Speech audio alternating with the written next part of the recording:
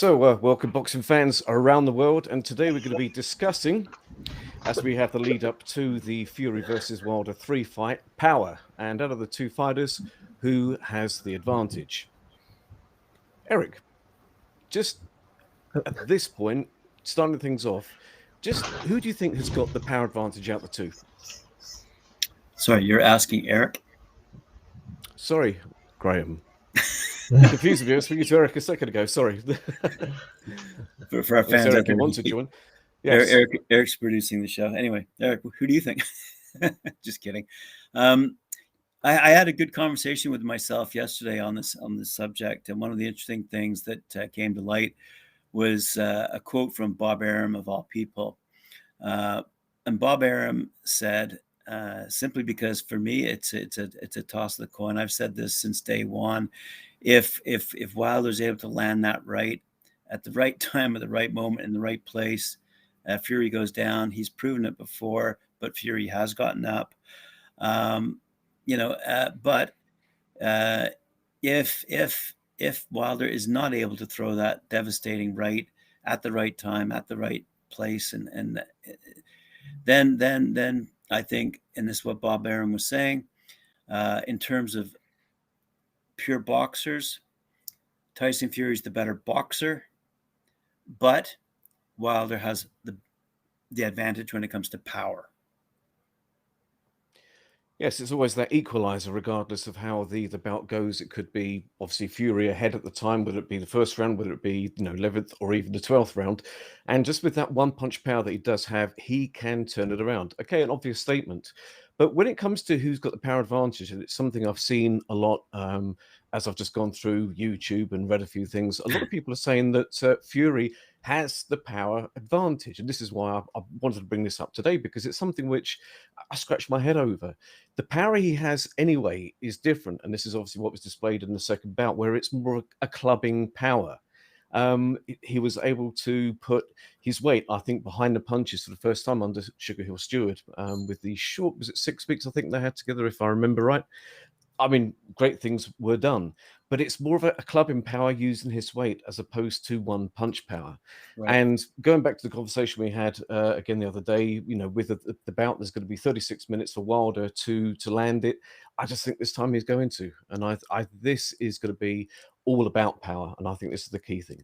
We could talk about boxing, obviously, down the line prior to Saturday, but I do think that power is going to be the thing that is going to obviously be the decider in this bout, and Wilder is going to land it, or maybe not. And a lot of, unbelievably, well, maybe not unbelievably, but unbelievably, Wilder is the underdog now going into this fight, and according to all the various betting sources that I was referring to yesterday.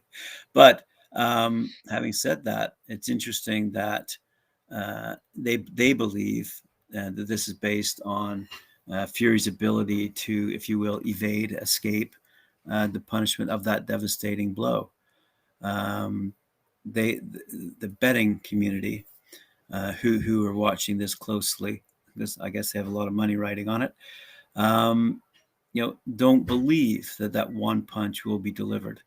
And I think surely, because I'm pretty sure Deontay Wilder changed up his corner. I think he has a new trainer. So I'm quite certain they would have looked at that last video. They would have seen what they need to change in terms of style of fighting. There's been a lot of his right being addressed. Surely he's addressed it.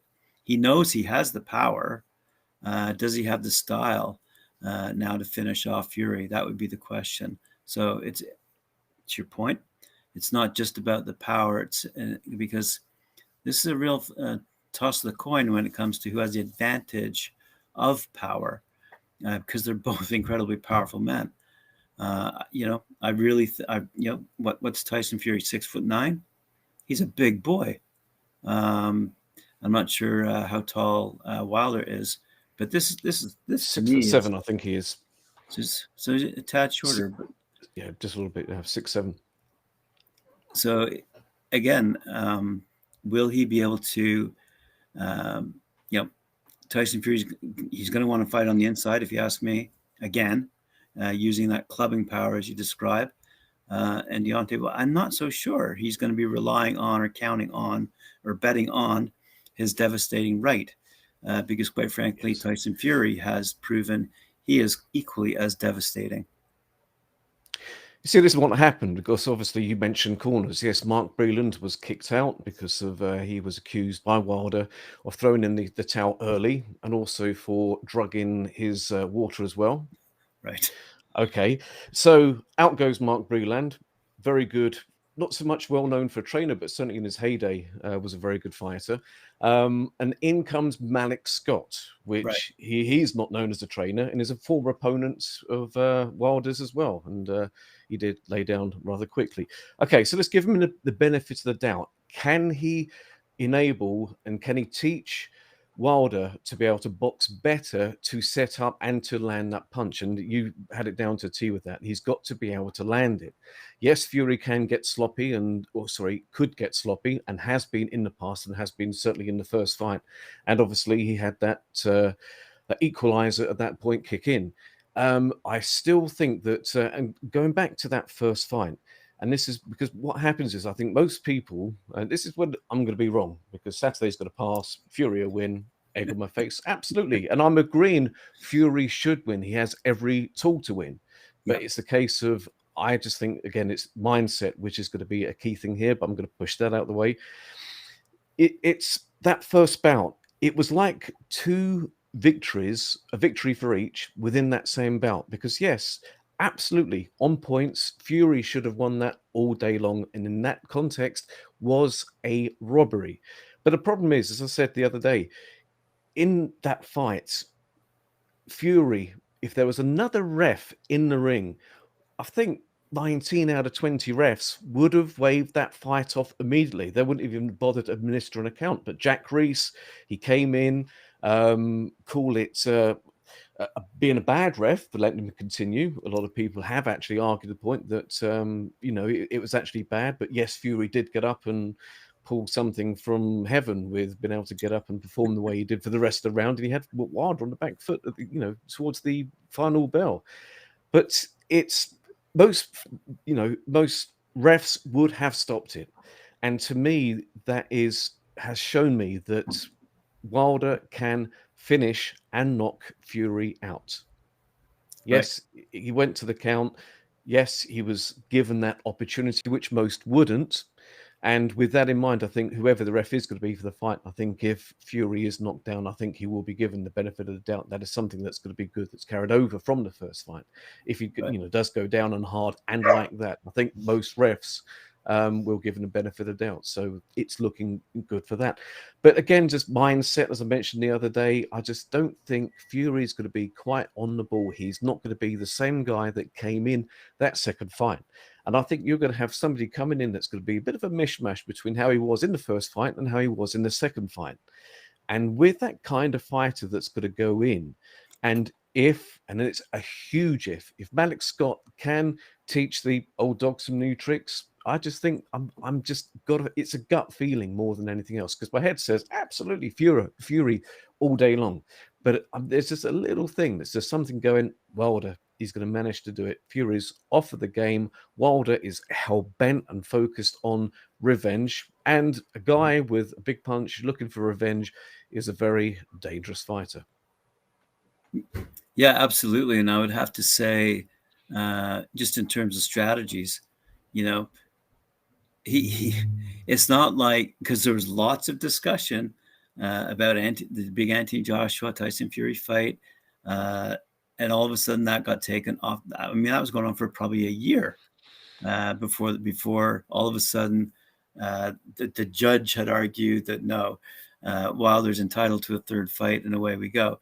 Having said that, and the reason I'm saying it is there has to have been some element of strategy on his manager's part, and I wouldn't. There's no way in the world he doesn't have good managers. So Deontay Wilder must have good managers who say to him, if we're going to take this fight, here's what you need to do. So you clean up your corner, for example.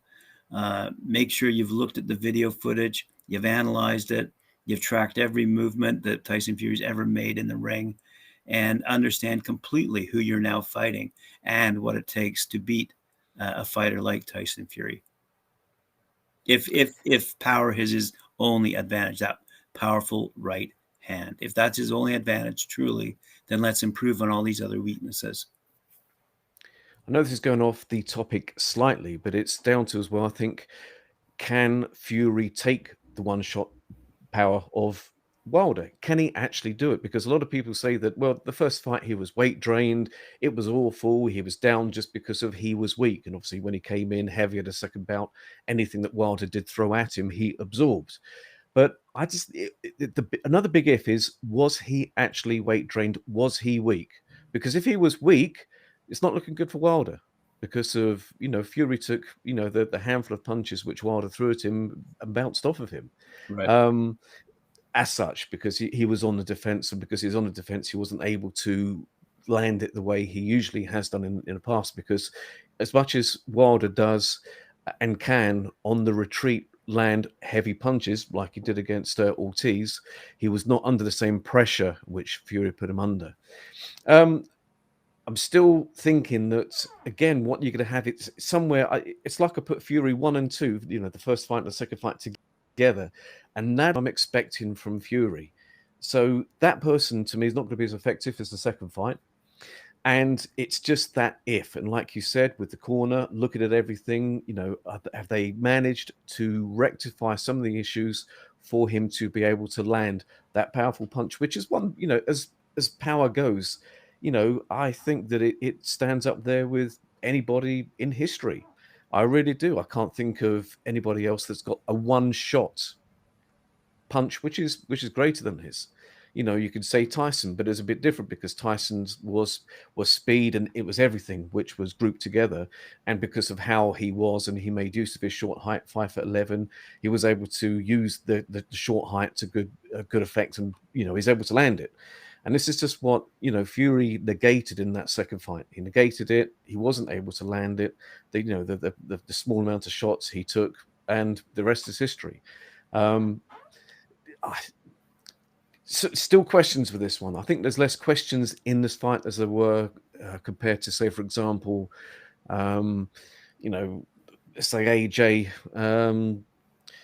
AJ's fight. I think there was more questions around that with Usyk. There was so many ins and outs and intangibles with that one. I think there's less with this. I just think that it comes down to Malik Scott. Is he going to do a better job than Mark Breland? Is he going to make Wilder more effective? Therefore, can he land the punch? I think it really is, and that the question stops there with Wilder. And Fury is the case of just, how's he going to come in? He's more than capable of winning it, but I think he's the person that 50% of the equation that you have with which way it's going to go, I think he more can lose it more than win it at the same time, depending on how he comes in, what attitude, how he's trained, what is his confidence like. But saying that, actually, I will retract that, because his confidence is low. It's not going to be good. If it's too much, he's going to obviously be taking everything for granted, which won't be a good thing. So we'll retract that statement. They're the questions. I think it's very simple. And once we get through the first 2 rounds, I think we'll have the answers. Well, I certainly believe that Wilder has to come out fast and furious. He has to, if he's going to do it, he has to do it early. But one of the interesting things that just popped into my head while you were talking there is, let's just say Wilder is the shorter of the two. So from a physical dynamic perspective, he's actually punching upwards. So if he's punching upwards at Tyson Fury's face, let's say, he's hitting him on the chin.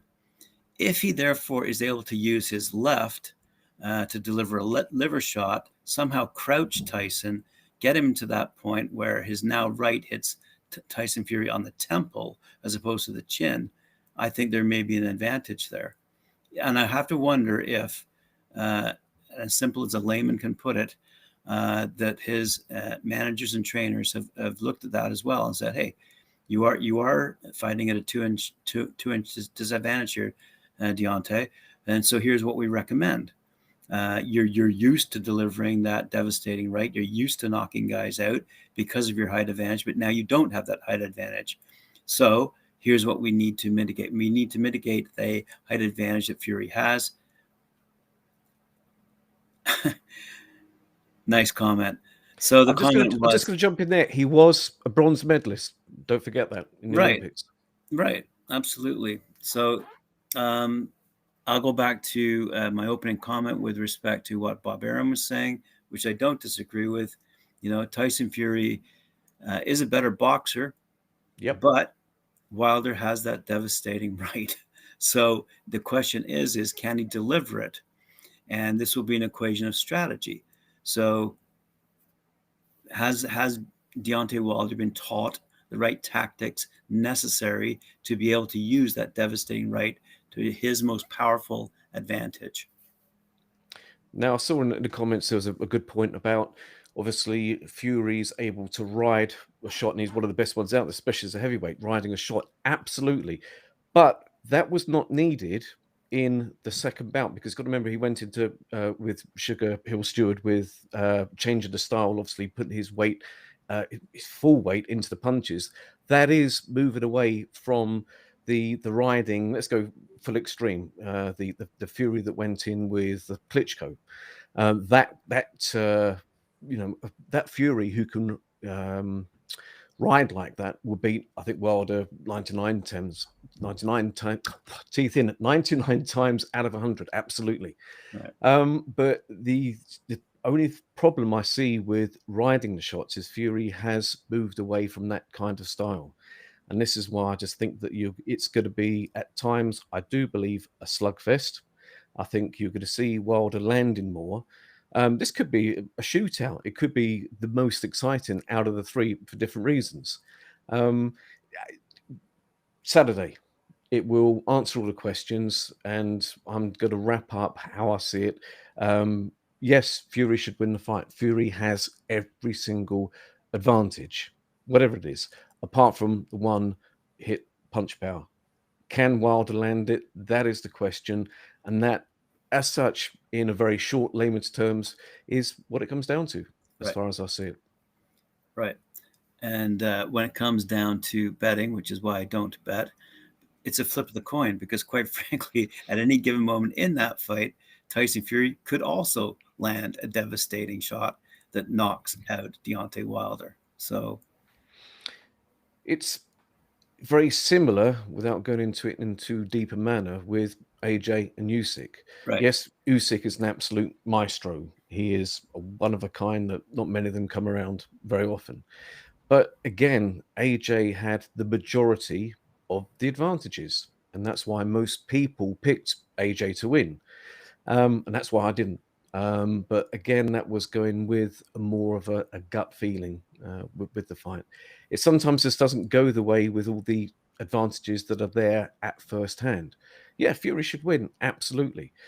But Wilder is capable of beating him. If anybody says that he never in a Mother of Sundays beat him, well, what happened in that first bout? Because he had fear on his back, and 19 out of 20 referees would have stopped it. So yes, he is capable of winning. It's just a case of how many times out of 20. Yes, he can do it. Absolutely. I still stand by that. Because effectively he had. Because there were afterwards, there were so many refs that agreed that they would have waived. I can't remember. Maybe I can bring them up tomorrow. But there were a number of referees. There were, without exaggerating, about 4 I saw in an interview, top referees, and they said they would have waived off that fine. Wow. And they were given props, whatever you want to call it, to the ref that gave them the chance.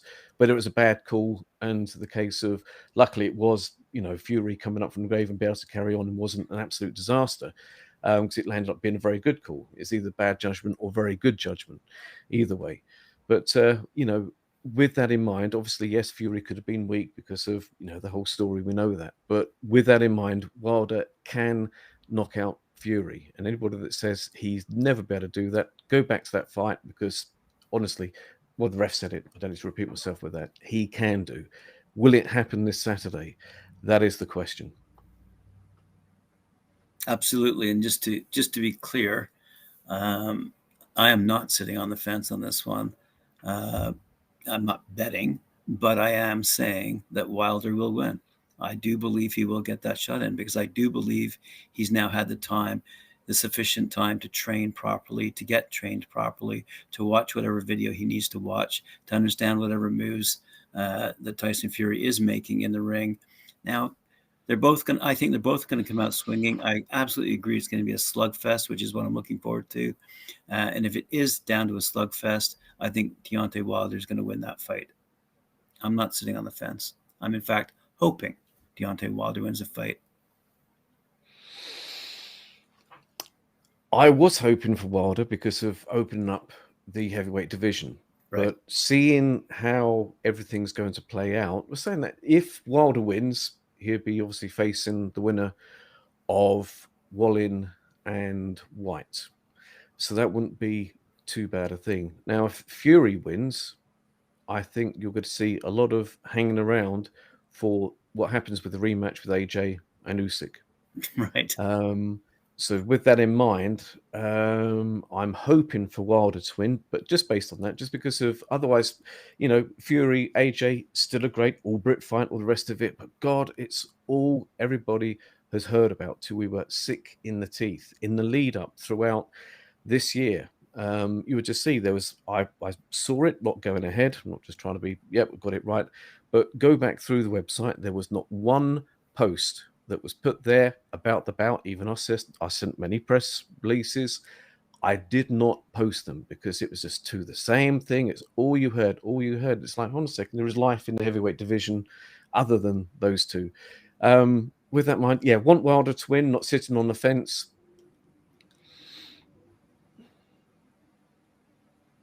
I can see Wilder doing it. I can. It's not a confident pick, hence why I don't know if I changed my mind prior to Saturday. I might be down the bookies. Very rarely do that. Well, the last one, actually, the last person I bet on, and this is quite a funny one, was Fury against Steve Cunningham. And if you remember the fight with Steve Cunningham putting Tyson Fury on his back, this was Fury's US debut. I was jumping up and down. I was stood up, jumping up and down because it was real heavy odds. I mean, Steve Cunningham, ex-cruiserweight, hadn't really done too much at heavyweight. Wasn't a heavy puncher at heavyweight. The odds were. I've got the slip somewhere, but I was jumping around. But Fury got to him in the 6th round, if I remember.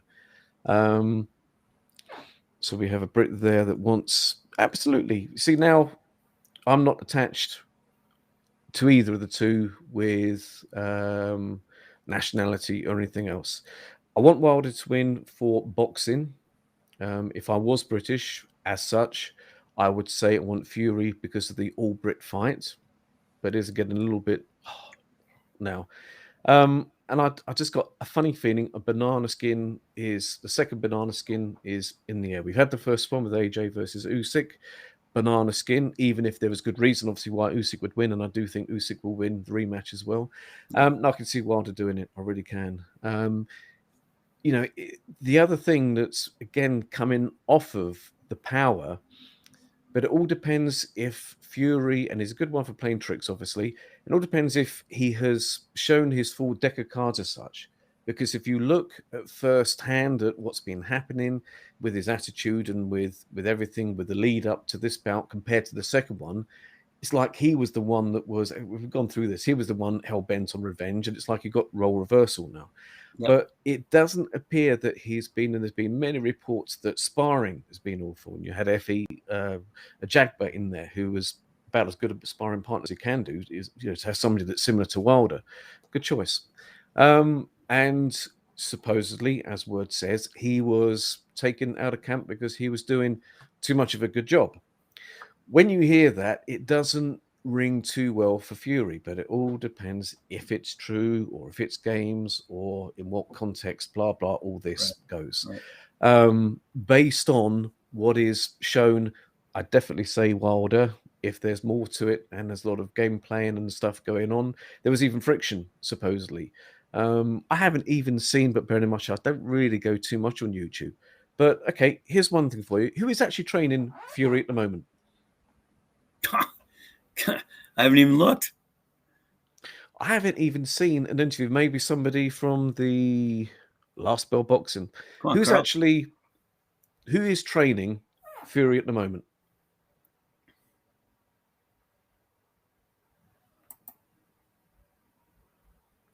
Okay, Sugar Hill. There is, compared to the first one, there is hardly anything about the two. And again, this is that good old word, supposedly, they had big fallout a short while ago. There was friction in the camp.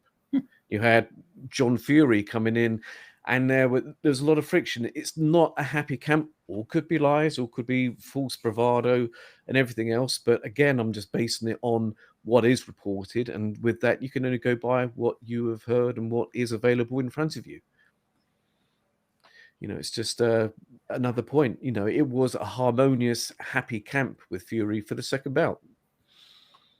Oh, absolutely. I don't listen to all the bullshit. I just bear it in mind. Right. But still, like anything in life, you can only take something at face value to a certain degree. Yeah, but him and Tyson, there were reports that it wasn't fine. There was going to be even a change of trainer. I don't know. It's Fury should win, but I'm going for a Wilder win. That's not sitting on the fence because I'm saying Wilder, I think, is going to get this based on what is in front of me. But Fury should win it. He has every advantage apart from one-stop power. I mean, if this was the Fury going in, as I said earlier on, with Klitschko, with the person that was in that way so good at riding a shot, as somebody correctly said in the comments, rest of it, all blah, blah, blah, that would beat, I think, Wilder 99 times out of 100. Absolutely. With that other one time, just a time that, you know, you can never say it's lucky, but I hate saying lucky punch, but, you know, if he just throws one Hail Mary and it manages to land and that's it, lights over, which is a possibility. You know, will that one time out of 100 be Saturday night? It's happened before. Yep. Oh, absolutely. To the best of them. And I'd still say, you know, it could be one of those Mike Tyson, Buster Douglas scenarios where you have somebody on their best day against somebody not on their so good day. Right.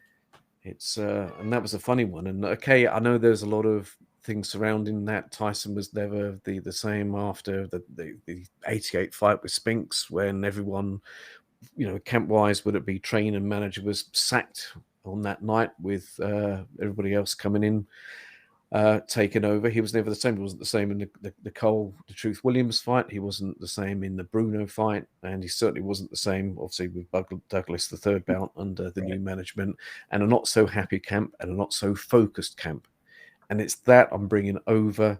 History has got a way of repeating itself. Yes, obviously, with Douglas and Tyson, there was no prior 2 fights, or, you know, 3 fights, as I like to look at it, because it's like, you know, that first fight is like 2 in 1, because he would have got waved over another ref. But if it went to points, Fury should have got that. Absolutely. No, I think upsets on the card, and I'm going to stick to that. And I can't see me changing prior to Saturday. There we go. Yes. Excellent. I think that wraps us up, doesn't it? Have we answered the question? Absolutely. I think we have. Yep. Alrighty. So, you know, it's, you know, can Malik Scott do anything more on the surface of it? When they said, by the way, just this one last point, when they said Malik Scott is the new trainer, it was just like, really? Now, I can see why Breland initially was brought in, because if you're aware of the full history with Breland, he was, gold medalist in the 84 Olympics. He was that class along with Vander Holyfield and everybody else. But yeah, he was former world champion. He was very spindly. He was like a little welterweight version of Wilder, effectively. And I think that's why he was brought in, because he wasn't known as a great trainer at that point. He still isn't mentioned yet as a great trainer. Right. But I do think that he was effective for Wilder. And I guess this is just another question: is Malik Scott good or bad? Because this could actually, I think, be an improvement, or actually something a little bit more disastrous, because you're going to try and possibly make Wilder do something that he's not actually used to doing. Boxing. Yes, he's not that good a boxer. Yes, there's a lot better boxers. There's obviously some pedigree there, but only, yes, a bronze medal. But this is just another thing that's just come in my mind. And, is he in a way, he could come in worse, maybe. It could be, it's like a bit of a do or die situation bringing Alex Scott. They could have something up their sleeves, and, he could show Wilder new tricks, because sometimes if the person isn't that good a fighter, it doesn't mean they're going to be a bad trainer. Freddie Roach, for example. Right. He was probably journeyman, as journeyman, no more, fringe contender at one point, but then was knocked back to a journeyman, then retired. Effectively wasn't a great boxer, but yet he's one of the great trainers around. Malik Scott didn't particularly reach many heights as a heavyweight in his career. He was even in the Wilder fight, there were even rumors of him taking a dive. Certainly looked like it. If you remember, have you seen that fight with Malik Scott? No, I haven't. Pretty much sort of threw himself to the ground. Can he teach Wilder anything new? It's like I'm talking myself out of my decision now about who's going to win. Can he? Let's say no improvement. Let's say, because it doesn't matter if you try and get Wilder to do something that's against how he's always been, a formula that has worked up to Fury. I don't know, it could actually be a disaster thinking about it, But if it's something that, can you teach a dog new tricks in a short period of time? Well, Sugar Hill Stewart did with Fury. So can this be done with Wilder? Question mark. God, I've just I'd have tomorrow. My decision may change. At this point, I'm still going with Wilder, but Alex Scott, it's just such a. I know friends could be good, can make a harmonious camp, or it could just be bloody bad decision. Okay, Wilder for the moment. We'll check tomorrow. We'll see how it goes then. Yeah.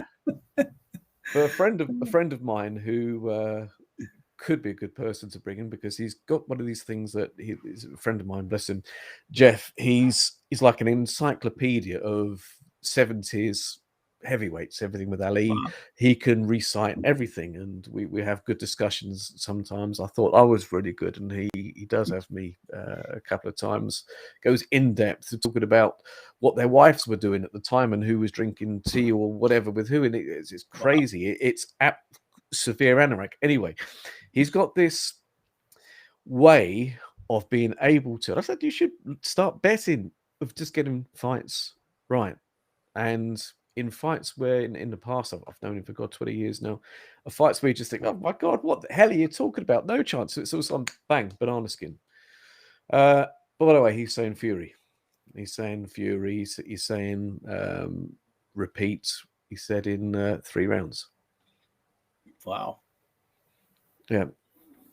If I'm wrong with this, if I stick with Wilder, I'm going to get that in the ear all day long. But never mind. Yeah, we'll see. Malik Scott, strange choice. It could help or hinder. There we are, layman's terms. All right, I'm going to go do some research and find out if the critics agree. Yes. Anyway, tomorrow, 5 o'clock, absolutely in the UK. Live at 5. And I just can't wait for Saturday. Yeah. My birthday, got to get it in again. That's right. That's got right. Another year clock. Oh my God. Yes. Yeah. Slowly approaching that one. Yeah. Anyway, with that in mind, we'll see you soon. Awesome. Thanks very much, Kristian. Appreciate it. Catch you tomorrow. Take care.